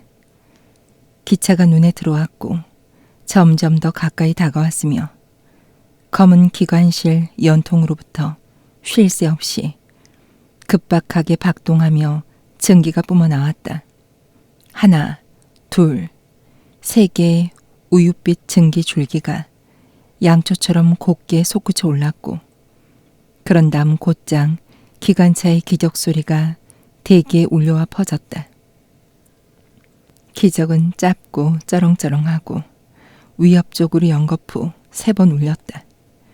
기차의 제동을 건다고 생각한 틸은 왜 그럴까 의아해했다. 그리고 다시 비상기적이 절규하듯 메아리를 일으키며 울렸는데 이번엔 끊김없이 길게 이어졌다. 틸은 선로 구간을 조망해 볼 수 있도록 앞으로 나아갔다. 그는 기계적으로 주머니에서 붉은 깃발을 꺼내 곧바로 앞쪽 선로 위로 내밀었다. 에구머니, 저 사람 눈이 멀었나. 에구머니, 아이고, 아이고, 에구머니, 저게 뭐야. 저기 선로 사이에. 멈춰! 선로지기는 있는 힘을 다해 외쳤다. 그러나 너무 늦었다. 무언가 검은 덩어리가 기차 밑으로 빨려 들어가 바퀴 사이에서 고무공처럼 이리저리 내던져졌다. 잠시 동안 그러다가 삐거덕거리며 끼익하는 제동음이 들렸다. 기차는 멈췄다. 쓸쓸하게 서 있는 선로가 진동했다. 여객 전무와 차장이 자갈 위를 지나 기차의 끝으로 달려갔다. 무슨 일인지 궁금해하는 얼굴들이 모든 창문들을 통해 내다보았고 이제 차장 등은 한 대 엉켜 앞쪽으로 나아갔다. 틸은 숨을 헐떡였다. 그는 도살당하는 황소처럼 쓰러지지 않기 위해 몸을 가누어야만 했다. 정말 사고였고 사람들은 그에게 손짓한다. 이럴 수가. 사고 지점에서 비명소리가 대기를 갈라놓으며 짐승의 목구멍에서 나오는 듯한 울부짖음이 이어진다. 누구일까? 레네일까? 그녀의 목소리는 아닌데 그렇다면 한 남자가 급히 선로 위로 달려온다. 선로지기 양반, 무슨 일이요? 사고요. 전령은 선로지기의 눈빛이 이상하여 몸을 움찔한다. 모자는 기울어져 있고 붉은 머리털은 고쳐 서 있는 듯하다. 그 애는 아직 살아있으니까 아마 빨리 도우면 될 듯하오. 색색거리는 숨소리가 틸의 유일한 응답이다. 빨리 갑시다. 빨리요. 틸은 죽도록 긴장하여 가슴이 찢어진다. 그의 축 늘어진 근육은 팽팽해지고 그는 몸을 고추 세우며 얼굴은 멍청하게 사색이 되어 있다. 그는 전령과 함께 달려가며 차창한 승객들의 창백하고 놀란 얼굴들은 보지도 않는다. 한 젊은 여자, 터키모를 쓴 한 출장 여행자, 신혼여행 중인 것으로 보이는 한 쌍의 부부가 차창 밖으로 내다본다. 그게 그와 무슨 상관이 있단 말인가. 그는 그들의 야단 법석을 떠는 소리에 관심을 둘 수 없었는데 그의 귓속은 온통 레네의 울부짖음으로 가득 찼던 것이다. 그의 눈앞에는 개똥벌레와도 같이 노란 점들이 서로 뒤엉켜 무수히 어른거린다. 그는 흠칫하며 멈춰선다. 춤추는 개똥벌레들 속에서 창백하고 축 늘어진 피투성이의 모습이 나타난다. 이마는 이리저리 부딪혀 갈색과 청색으로 멍들고 파란 입술에서는 검은 핏방울이 떨어진다. 그것은 그 아이다. 틸은 아무 말도 하지 않는다. 그의 얼굴은 추하게 창백한 기색을 띈다. 그는 정신이 나간 듯 미소 짓는다. 마침내 그는 몸을 굽히고 축 늘어진 죽은 사지를 힘겹게 두 팔로 끌어안으며 붉은 깃발은 그를 휘감는다. 그는 걸어간다. 어디로? 철도 의사에게. 철도 의사에게. 목소리들이 뒤엉켜 울린다. 곧 그를 데리고 갈 겁니다. 수화물 책임자가 이렇게 외치고 자신의 차량 안에 누울 자리를 마련한다. 이제 됐지? 틸은 사고를 당한 아이를 놓아주려 하지 않는다. 사람들이 그에게 재촉한다. 헌일이다. 수화물 책임자가 화물칸에서 들 것을 내려보내고 한 남자에게 아이 아버지를 도와줄 것을 지시한다. 시간은 급박하다. 여객 전무가 호각을 분다. 창문들에서 동전들이 떨어져 내린다. 레네는 미쳐버린 듯이 행동한다. 불쌍한, 너무도 불쌍한 여자로군. 너무도 불쌍한 엄마야. 객실에서 사람들이 말한다. 여객 전무는 다시 한번 호각을 불고 기차는 하얀 증기를 내뿜으며 강철 바퀴 축을 내뻗는다. 몇 초 후면 급행 열차는 길게 뻗은 연기를 나부끼며 갑절의 속도로 숲을 뚫고 달리게 된다. 정신을 차린 선로지기는 반죽음 상태의 아이를 들것 위에 눕힌다. 거기에서 아이는 엉망진창이 되어 누워있으며 이따금 그르렁거리며 긴 호흡을 하는 동안 찢어진 셔츠 아래로 보이는 부러진 갈비뼈가 들썩인다. 조그만 팔과 다리는 관절이 부러졌을 뿐만 아니라 지극히 기형적인 자세를 취하고 있다. 작은 발의 뒤꿈치는 앞쪽으로 뒤틀려 있다. 두 팔은 들것 가장자리로 뻗쳐나와 헐렁하게 흔들리고 있다. 레네는 계속해서 흐느끼는데 이전의 고집불통의 흔적은 그녀에게서 깡그리 사라졌다. 그녀는 계속하여 자신은 그 사고의 모든 책임으로부터 결백하다고 반복해서 이야기한다. 틸은 그녀에게 주의를 기울이지 않는 듯한데 그의 두 눈은 끔찍이도 불안한 기색으로 아이에게 고정되어 있다. 주위는 지죽은 듯 조용해졌고 뜨거워진 검은 선로는 반짝이는 자갈 위에서 쉬고 있다. 한낮은 바람을 잠재웠고 숲은 마치 돌로 된 듯 움직이지 않고 서 있다. 사람들이 조용히 상의한다. 프리트리 히스하겐에 가장 빨리 가기 위해서는 거꾸로 브레슬라우 쪽에 있는 역으로 가야만 하는데 그 역은 바로 다음 열차인 가속하여 달리게 될 보통 열차가 정차하는 프리트리 히스하겐에 가장 가까운 역이기 때문이다.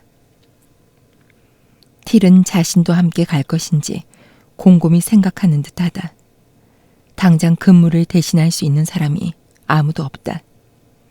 그의 말없는 손짓이 부인에게 들 것을 들라고 명하며 그녀는 남아있게 될 젖먹이가 걱정이 되면서도 감히 거역하지 못한다.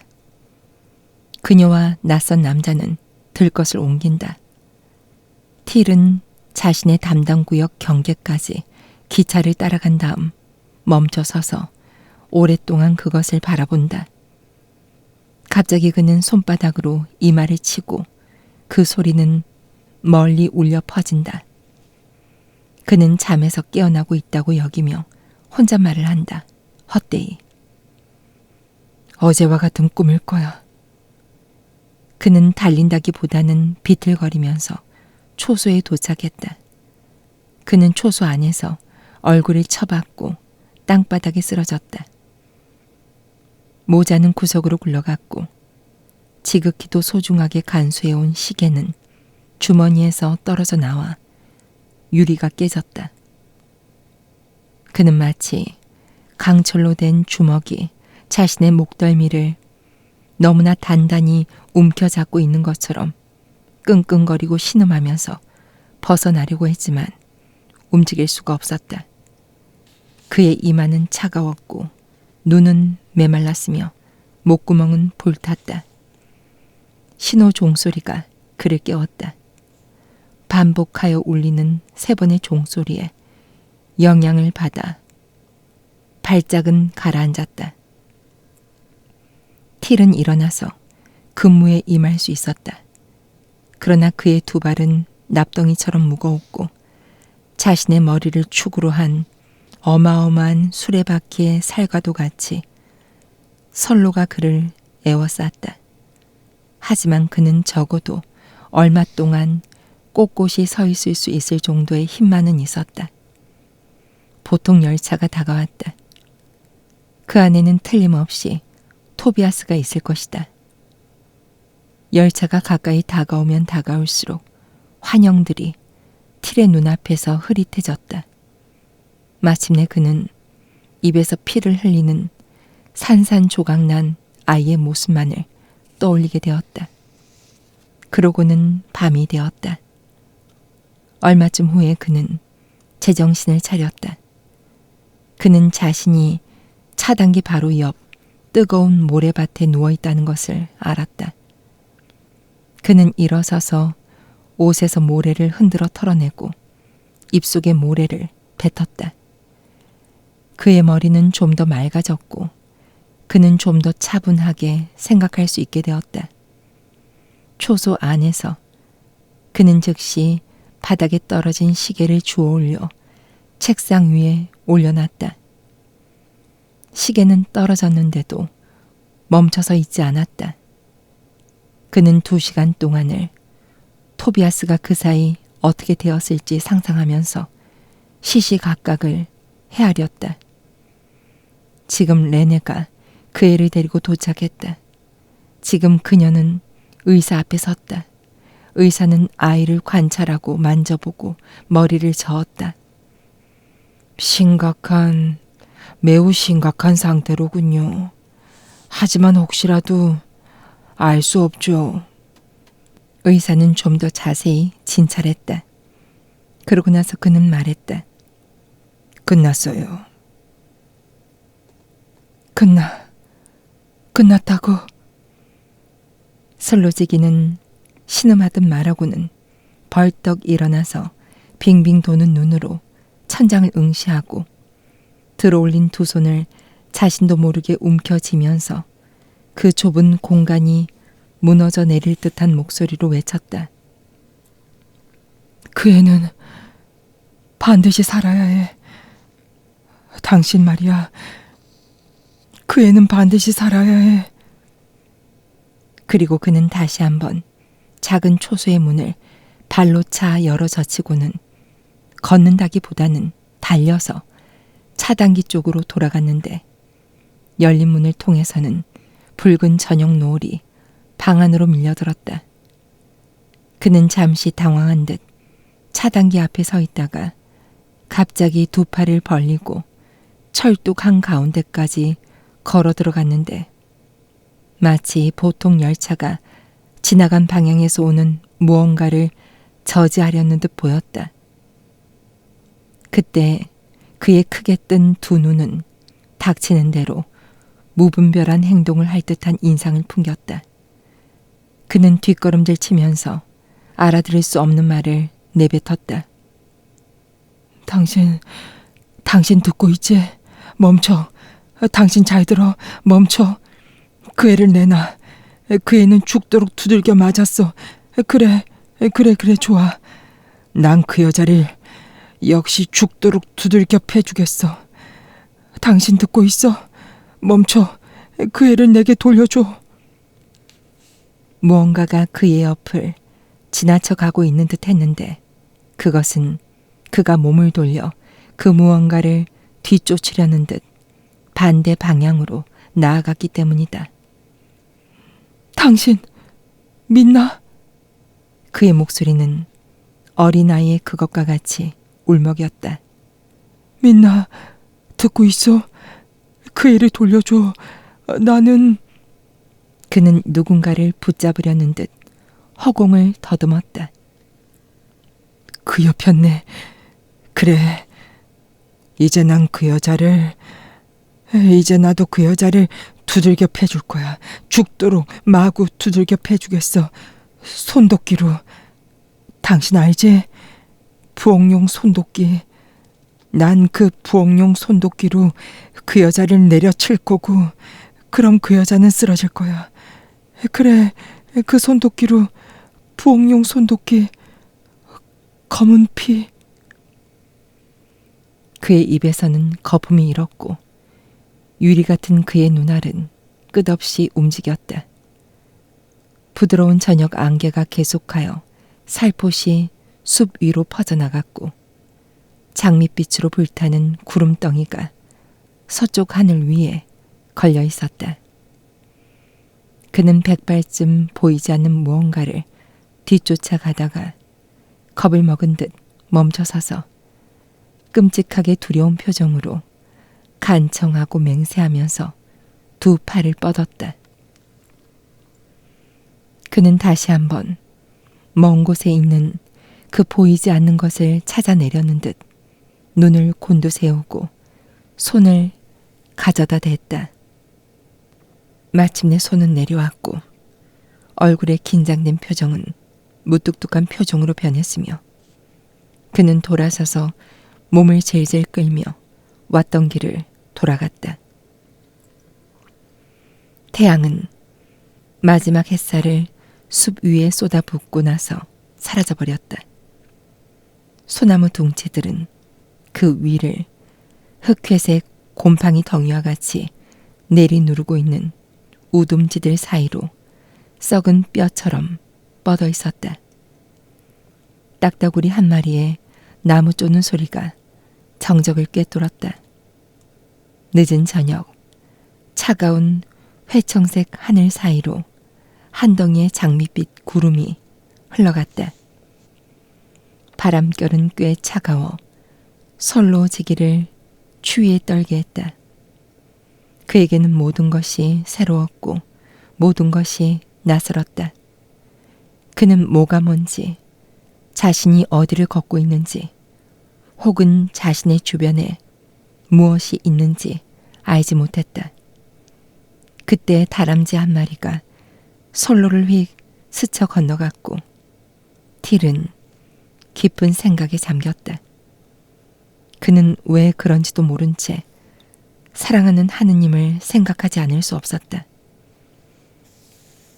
사랑하는 하느님이 길을 건너 뛰어가네.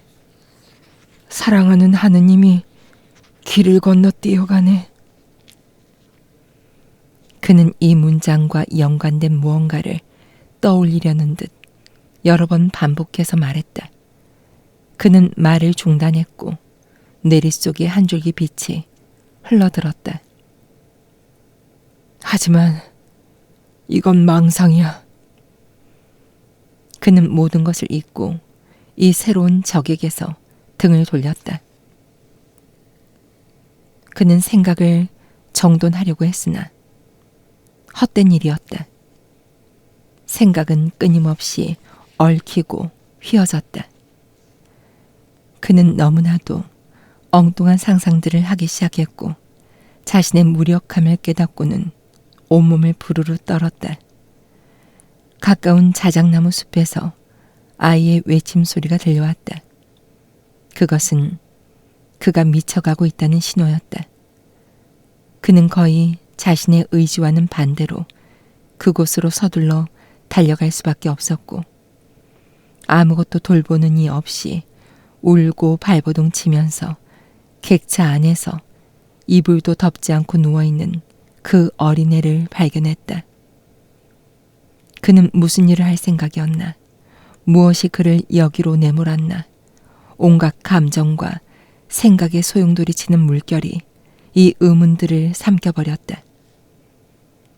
사랑하는 하느님이 길을 건너 뛰어가네. 이제 그는 이것이 뜻하고자 했던 것이 무엇이었는지 알게 되었다. 토비아스! 그녀가 그를 죽였다. 레네가. 그 애는 그녀에게 맡겨졌었다. 계모, 이 무자비한 계모. 그는 이를 갈았다. 그런데 그녀네 아이는 살아있지. 붉은 안개가 그의 감각을 흐릿하게 했고 아이의 두 눈이 안개 속을 파고들었다. 그는 손가락 사이에서 무언가 연한 살덩이 같은 것을 느꼈다. 고롱고롱 울리는 피리 부는 듯한 악기 소리가 누가 내는지 알 수 없는 목신 외침소리와 혼합되어 그의 귓전을 때렸다. 그때 뜨거운 복납 방울과도 같은 어떤 것이 그의 뇌리 속으로 떨어졌고 그는 정신이 마비된 것 같은 상태가 되었다. 제정신이 들면서 그는 신호종의 메아리가 대기를 뚫고 울리는 소리를 들었다. 갑자기 그는 자신이 무슨 짓을 하려고 했는지 깨달았고 움켜잡고 있던 아이의 목에서 손을 풀었다. 아이는 숨을 쉬려고 발버둥 친 다음 기침을 하고 울부짖기 시작했다. 아이가 살았어. 다행히도 아이가 살았어. 그는 아이를 눕히고 서둘러 건널목으로 달려갔다. 검은 연기가 멀리서부터 선로 위로 굴러왔고 바람이 그것을 땅바닥으로 내몰았다. 그는 뒤에서 기관차의 헐떡거리는 소리를 들었는데 그것은 병든 거인이 간헐적으로 내는 고통에 찬 숨소리처럼 울렸다. 주변에는 차가운 황혼빛이 내려앉았다. 잠시 후 먼지 구름이 흩어졌을 때 틸은 그것이 빈 화차들을 달고 가서 하루 종일 선로 작업을 한 인부들을 싣고 오는 자갈 열차임을 알아차렸다. 그 열차는 충분한 운행 시간이 있었고 이곳저곳에서 작업을 한 인부들을 태우거나 반대로 내려주기 위해 도처에서 정차할 수 있었다. 틸의 초소에 이르기 한참 전에 열차는 제동을 걸기 시작했다. 끼익, 덜커덩, 딸깍, 삐거덕거리는 시끄러운 소리가 멀리 저녁의 정막 속으로 뚫고 들어왔고 마침내 열차는 한번 길게 늘어져 울리는 날카로운 소리를 내며 멈춰섰다. 50명가량의 남녀 인부들이 화차에 나눠 타고 있었다. 거의 모두가 똑바로 서 있었고 남자들 중 몇은 모자를 쓰고 있지 않았다. 그들 모두의 마음 속에는 알 수 없는 장엄함이 자리하고 있었다. 그들이 선로지기를 알아보자 그들 사이에서 귓속말이 오갔다. 나이든 사람들은 누런 이 사이로 담뱃대를 내밀고는 그것을 정중하게 두 손으로 붙잡았다. 여자들은 여기저기서 코를 푸느라 몸을 돌렸다. 차장이 선로로 내려서서 틸에게 다가갔다. 인부들은 차장이 틸에게 격식을 차려 손을 흔들고 그에 따라 틸이 천천히 거의 군인처럼 뻣뻣한 걸음걸이로 맨 마지막 차량 쪽으로 걸어가는 것을 봤다. 인부들은 모두가 그를 알고 있었지만 아무도 감히 그에게 말을 걸지 못했다. 사람들이 마지막 차량에서 막 어린 토비아스를 들어올렸다. 그는 죽어 있었다. 레네가 그 아이를 뒤따랐는데 그녀의 얼굴은 하얗게 질려 있었고 눈 주위로 갈색의 원이 생겨 있었다. 틸은 그녀에게 눈도 돌리지 않았으나 그녀는 남편의 모습을 보고 깜짝 놀랐다. 그의 뺨은 움푹 들어가 있었고 속눈썹과 턱수염은 척 달라붙어 있었으며 가르마를 탄 머리털은 전보다 더 휘어져 있는 듯 보였다. 그의 얼굴 곳곳에는 마른 눈물 자국이 있었고 두 눈 속에는 불안스러운 빛이 서려 있었다. 그 눈앞에서 그녀는 공포에 사로잡혔다. 사람들은 시신을 옮길 수 있도록 다시 들 것을 가져왔다. 잠시 동안 무시무시한 정적이 지배했다. 틸은 깊고 끔찍스러운 명상에 사로잡혔다. 날은 더 어두워졌다. 한 무리의 노루가 옆에서 철뚝으로 뛰어올랐다. 순노루가 선로 사이 한가운데에 멈춰섰다. 그것은 호기심에 차서 유연한 목을 이리저리 내둘렀고 기차가 기적을 울리자 무리와 함께 재빨리 사라졌다. 기차가 움직이려는 순간 틸이 쓰러졌다. 기차는 다시 멈췄고 어떻게 해야 할지에 대해 상의가 이루어졌다. 사람들은 아이의 시신은 우선 초소에 안치해두고 도저히 다시 의식을 되돌릴 수 없는 선로지기를 들것에 태워 집으로 데려가기로 결정했다. 그리고 그렇게 행해졌다. 두 남자가 무의식 상태의 선로지기를 태운 들것을 들고 갔고 레네가 뒤따랐는데 그녀는 계속 흐느끼면서 눈물로 범벅이 된 얼굴을 한 채 모래길을 지나 막내 아기가 탄 유모차를 밀었다. 숲속 소나무 숲 사이에는 달이 자색빛을 내는 거대한 공처럼 떠 있었다. 그것은 높이 솟아오를수록 더 작아지는 듯했고 더 창백해졌다. 조심스레 사람들은 앞으로 걸어 나갔다. 그들은 빽빽하게 몰려있는 어린 나무들을 통과해 다시 높은 숲으로 둘러싸인 넓은 유목 보호구역을 따라갔다. 의식을 잃은 선로지기는 이따금 숨을 쌕쌕거리거나 헛소리를 하기 시작했다. 그는 여러 번 주먹을 움켜쥐었고 눈을 감은 채 몸을 일으키려고 했다. 그를 데리고 슈프레 강을 건너는 일은 힘이 들었다. 사람들은 부인과 아기를 따로 데려오느라 강을 2번 건너야 했다.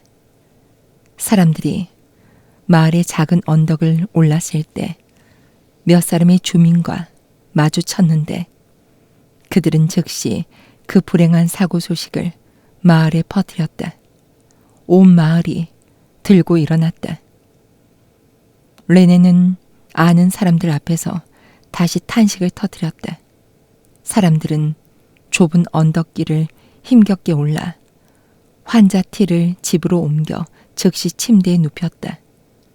인부들은 토비아스의 시신을 옮겨오기 위해 곧바로 돌아갔다. 경험 있는 노인들이 냉찜질을 권했고 레네는 정성을 다해 세심하게 그들의 지시에 따랐다. 그녀는 수건을 차가운 샘물에 넣었고 의식일은 그의 불타는 이마에 의해 그것이 뜨거워지자마자 다시 그것을 샘물에 넣었다. 그녀는 불안해하며 환자의 호흡 상태를 지켜봤는데 그것은 점차 고른 상태가 되어가는 듯 여겨졌다. 그날의 소동이 그녀를 무척 지치게 하여 그녀는 잠시 잠을 자려고 마음먹었지만 안정이 되지 않았다. 그녀가 눈을 뜨건 감건 관계없이 과거의 사건들이 쉬지 않고 스쳐 지나갔다.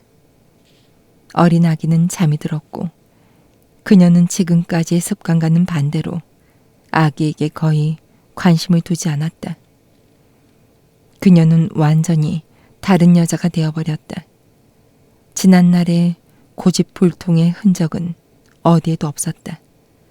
땀으로 번뜩이는 파리한 얼굴에 이 병든 남자가 이제 어렵지 않게 그녀를 지배하게 된 것이다. 구름덩이가 둥근 달을 가렸고 방 안은 어두워졌으며 레네는 여전히 남편의 힘겹지만 고른 호흡 소리만을 듣고 있었다. 어둠 속에서 그녀는 무서운 생각이 들었다. 그녀는 일어서려고 했지만 사지가 납덩이처럼 무겁고 눈이 저절로 감겨 그대로 잠들어 버렸다.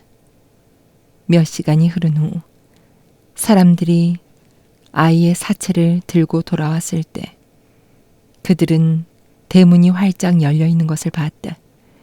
그들은 깜짝 놀라 계단을 타고 올라가 위층 거실로 들어갔는데 그곳의 문 또한 활짝 열려 있었다.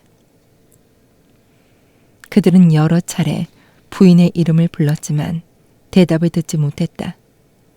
마침내 그들은 벽에 있는 성냥으로 불을 켰고 번쩍하는 불빛이 끔찍스러운 파괴의 모습을 드러내 주었다. 살인이다. 살인. 레네가 피투성이로 누워 있었는데 두개골이 파괴되어 얼굴을 알아볼 수 없을 정도였다. 그가 자기 부인을 살해했어. 그가 자기 부인을 살해했어. 그들은 정신없이 이리저리 헤매고 다녔다. 이웃 사람들이 왔고 한 사람이 요람을 밀쳤다. 이럴 수가. 그리고 그는 창백하게 질린 채 놀라 얼어붙은 시선으로 뒤로 물러섰다. 거기엔 아기가 목이 잘린 채 누워 있었다. 선로지기는 사라지고 없었고 사람들이 그날 밤 벌인 수색 작업은 성과가 없었다. 다음날 아침에 근무 중이던 또 다른 선로지기는 토비아스가 열차에 치인 선로에 앉아있는 티를 발견했다. 그는 그 갈색의 조그만 모피 모자를 끌어안고 마치 살아있는 어떤 것인 양 끊임없이 그것을 어루만졌다. 동료 선로지기는 그에게 몇 가지 질문을 던졌으나 아무런 대답도 듣지 못했고 곧장 그가 미친 사람과 다름없는 상태라는 것을 알아차렸다. 안전장치 옆에 있던 선로지기는 그런 사실을 알고 전신으로 도움을 요청했다. 이제 여러 사람들이 좋은 말로 설득하여 그를 선로에서 비켜나게 하려고 시도했으나 허사였다. 바로 그 시각에 통과하는 급행열차는 멈춰서야 했고 열차 승무원의 막강한 힘은 무섭게 미쳐 날뛰기 시작한 그 병든 자를 강제로 선로에서 밀쳐냈다. 사람들은 그의 손과 발을 묶어야 했고 그 사이 요청을 받고 온 경찰관이 그의 베를린 미결 감방으로의 이송을 감시했는데 그는 거기에 도착한 당일 곧장 자선병원의 정신병동으로 옮겨졌다. 그는 옮겨지는 동안에도 여전히 그 조그만 갈색 모자를 두 손에 쥐고 더할 나위 없이 애정어린 마음으로 세심하게 그것을 보듬었다.